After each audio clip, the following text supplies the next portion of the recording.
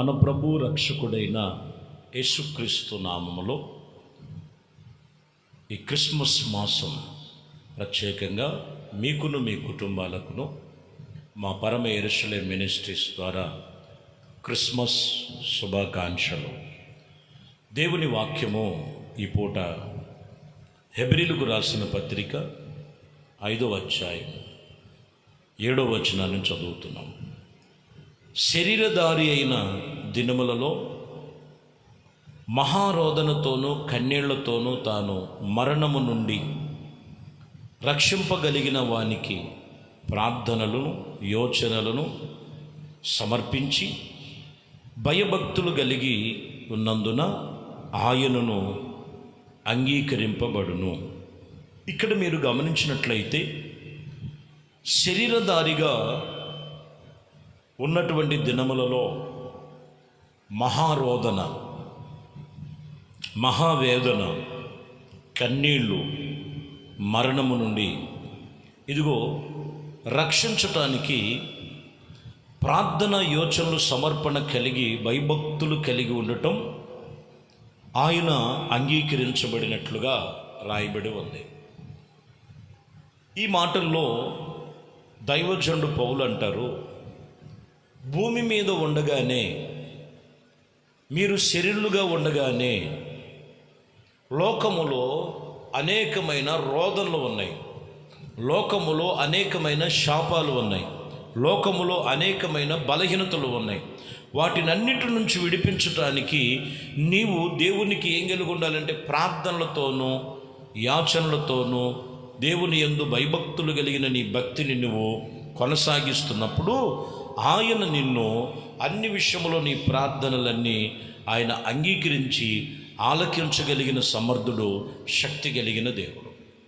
కాబట్టి ఈరోజు దేవుని సన్నిధిలో ఏదో భక్తి అనే ముసుగులో భయము లేని భక్తి, సమర్పణ లేని జీవితం, మారు మనసు లేని బ్రతుకు, పరిపూర్ణత లేనిటువంటి క్రైస్తవత్వం, ఇలాగ కాదు. కానీ ప్రార్థన యోచనలతో మనము దేవుని యందు భయభక్తులు కలిగి వారు ఉన్న పరిస్థితులను దేవునికి అప్పగించుకున్నట్లయితే ఆయన ప్రతి విషయములో ఆయన వారిని అంగీకరించి ప్రతిఫలం ఇచ్చేవాడు. ఫిలిప్పీలకు రాసిన పత్రికలో 3వ అధ్యాయము 21వ వచనములో సమస్తమును తనకు లోపరచుకొనే జాలని శక్తిని బట్టి ఆయన మనలను దీన శరీరము తన మహిమ కలిగిన శరీరమునకు సమరూపము గలదానిగా మార్చును. ఇక్కడ మీరు గమనించాలి, ప్రతి మనుష్యుడు కూడా జన్మ పాపము, కర్మ పాపము, క్రియలు పాపము ఉంటాయి. ఇక్కడ దైవజనుడు పౌలు అక్కడ చెప్తున్నారు, సమస్తమును తమ లోబరచుకొన జాలని శక్తిని బట్టి ఆయన దీన శరీరము తన మహిమా శరీరమునకు సమరూపము గలదానిగా మార్చుచున్నటువంటి దేవుని యొద్దకు వచ్చి ఆయన మహిమా స్వరూపమును మనం పోల్చుకొని నడుచుకునేటువంటి అనుభవాల మధ్యలో మనం ఏం కలిగి ఉండాలంటే సమస్తము తనకు తాను అప్పగించుకున్నప్పుడు ఇదిగో దీన శరీరము మహిమా శరీరముగా మార్చబడును. శరీర బలహీనతలు ఉంచుకొని, లోక సంబంధమైన బలహీనతలు ఉంచుకొని దేవుని సన్నిధిలో ఇదిగో మహిమ కలిగినటువంటి ఆయన కృపలో వీరు తీర్చబడలేరు. మీరు గమనించాలి. అందుకనే ఇక్కడ దీన శరీరము తన మహిమ కలిగిన శరీరముగా మార్చగలిగిన సమరూపము గలదానిగా మార్చును. మార్పు కావాలి. మార్చటానికే లోకానికి వచ్చాడు ఆయన. ఏం మార్చటానికి?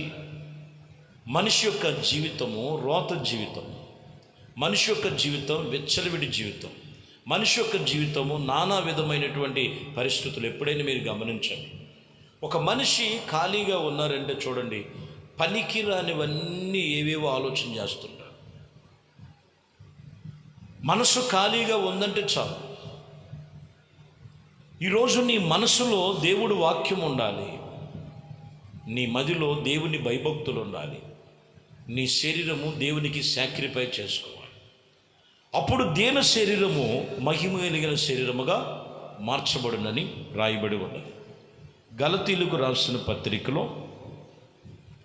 4వ అధ్యాయము 9వ వచనం. ఇప్పుడు మీరు దేనిని ఎరుగునని వారని మరి శ్రేష్టముగా దేవుని చేత ఎరగబడని వారనై ఉన్నారు కనుక బలహీనమైనవి నిష్ప్రయోజనమై ఉన్నవి మూలపాఠము గలగా తన తట్టు మరలి తిరిగినేలా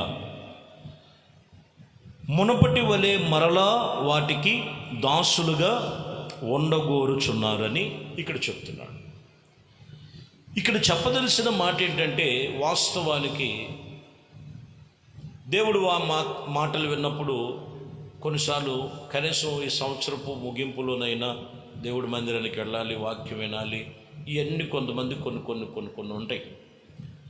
కానీ ఇక్కడ మీరు గమనించాలంటే బలహీనపరిచేవన్నీ కూడా అవి నిష్ప్రయోజనాలు. చివరి మాటల్లో మీరు గమనిస్తే వస్తారు, దేవుడి వాక్యం వింటారు, మందిరంలో గడిపినట్లుగా కనపడతారు, తిరిగి మరలా వాటికి దాసులుగా అప్పగించుకుంటారు. అందుకని వాళ్ళ శరీరము దేవుని దేన శరీరము మహిమా శరీరముగా మార్చలేకపోతుంది. నోటితో ఉండే బలహీనతలు నోటితోనూ, చూపుతో ఉండే బలహీనతలు చూపుతోనూ, చేతులతో చేసే బలహీనతలు చేతులతోనూ, వెళ్ళకూడని చోట్లకు వెళ్ళి లేనిపోయిన బలహీనతలను. అందుకని అక్కడ అంటాడు, మరలా వాటికి మీరు దాసులుగా ఉండగోరుచున్నారు.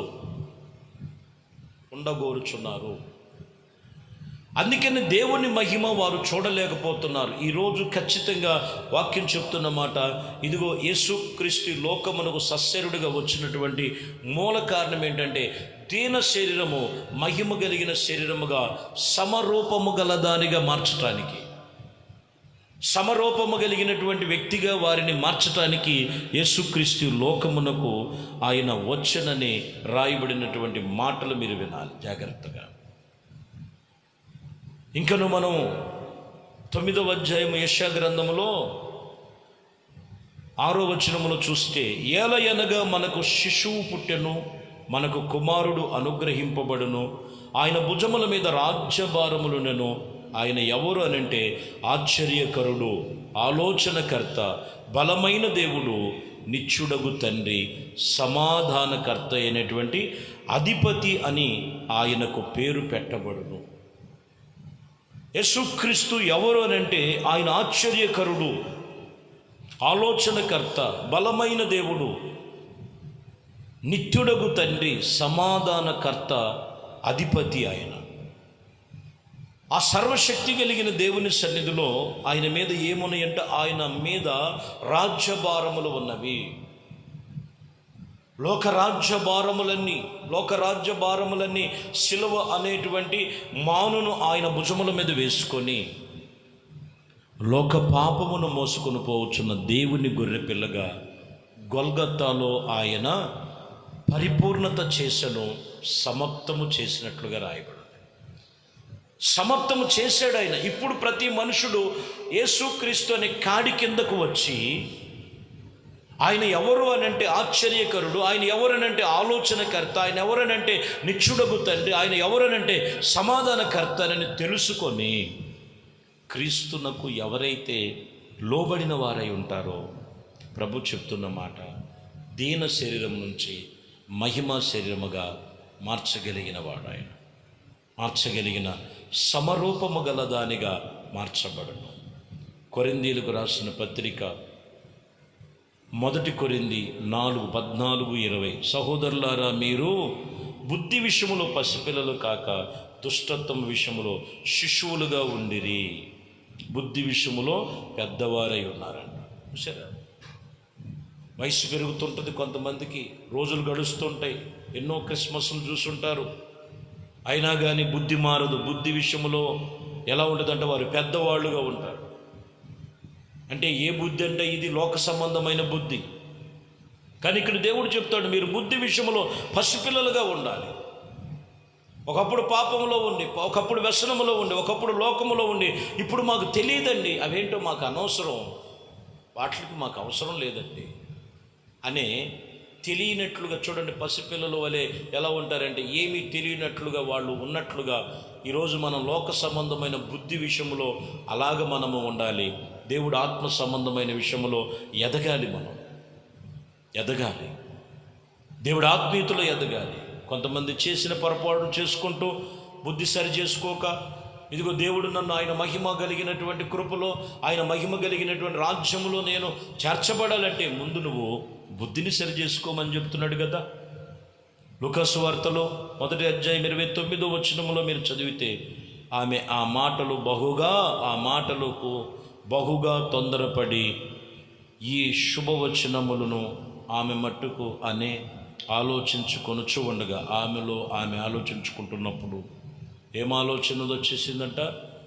గర్భవతివై నీవు కుమారుని కంటావు అని చెప్పినప్పుడు, ఇదిగో 30వ వచనంలోకి వచ్చేలకే, దూత మరియా భయపడకము, దేవుడి వలన నీవు కృప పొందిన దానివి, ఇదిగో నీవు గర్భమును ధరించి కుమారుని కంటావు, కానీ ఆయనకు యేసు అనే పేరు పెట్టబడును. యేసు అనే పేరుకు అర్థము రక్షకుడు.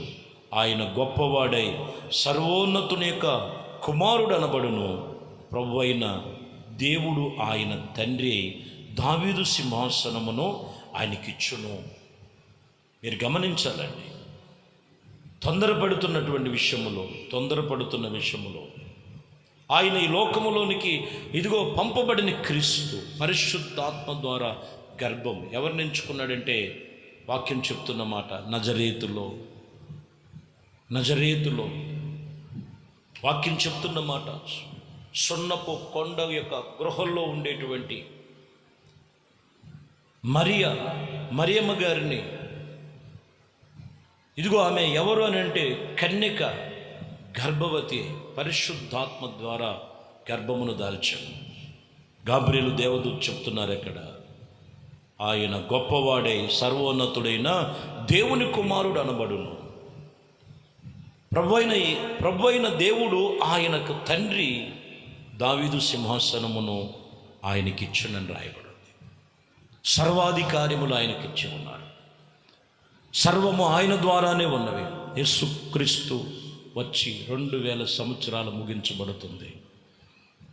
ఈరోజు ప్రతి శరీరము ఆయన వైపు తిప్పబడాలి. దీన శరీరము మహిమా శరీరముగా మార్చబడాలి.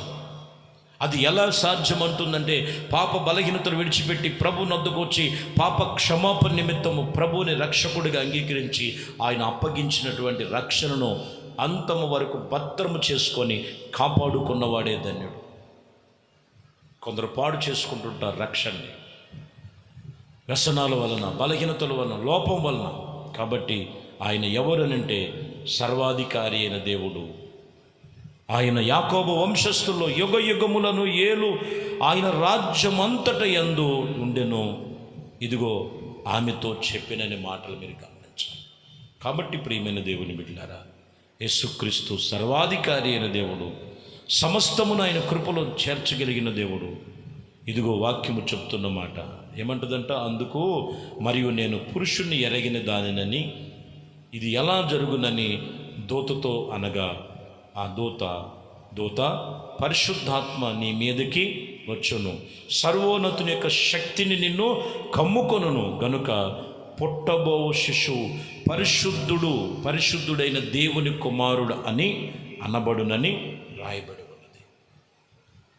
సర్వశక్తి కలిగిన దేవుని సన్నిధిలో ఈరోజు ఆయన ఎవరిని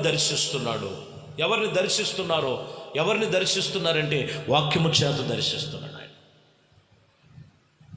ఇది ఎలా సాధ్యమని చెప్తున్నప్పుడు ఆయన ఎవరు అని అంటే, సర్వోన్నతుని యొక్క శక్తి నిన్ను కమ్ముకుంది.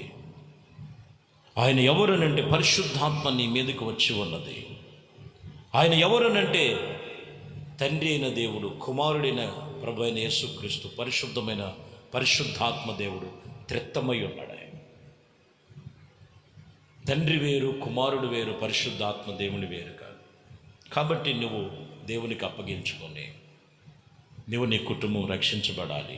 అన్ని విషయాల్లో అట్టి కృప నీకును నీ కుటుంబానికి దీన శరీరం నుండి మహిమ కలిగిన శరీరముగా సమరూపము గల వారిగా మార్చబడుదురుగాక. ప్రార్థన చేద్దాం. మహాపరిశుద్ధుడా, ప్రేమ స్వరూపి, దయగలిగిన మా ప్రభువా, మీ శ్రేష్టమైన పరిశుద్ధ నామమును బట్టి మీకు వందనాలు. ఈ శుభవేళ మీ సన్నిధిలోనైనా చేస్తున్న మా ప్రతి మనవులన్నీ ఆలకించి ప్రభువా, వింటున్న వాక్యము యేసయ్యా దీన శరీరం నుంచి మహిమ కలిగిన శరీరముగా మార్చుటకు, లోపములు, శాపములు, బలహీనతలు, బంధకాల నుంచి విడిపించి నిజ క్రిస్మస్ వాళ్ళ జీవితంలో రక్షణతో మొదలవ్వాలి. వాళ్ళ జీవితంలో కట్టబడాలి. ఆత్మీయతలో మీ కృపలో స్థిరపరచమని యేసుక్రీస్తు నామములో ప్రార్థించి వేడుకొనుచున్నాము తండ్రి. ఆమేన్. ప్రభు మిమ్మల్ని దీవించి ఆశీర్వదించుగాక. ఆమేన్. దేవునితో వచ్చిన పరిశుద్ధ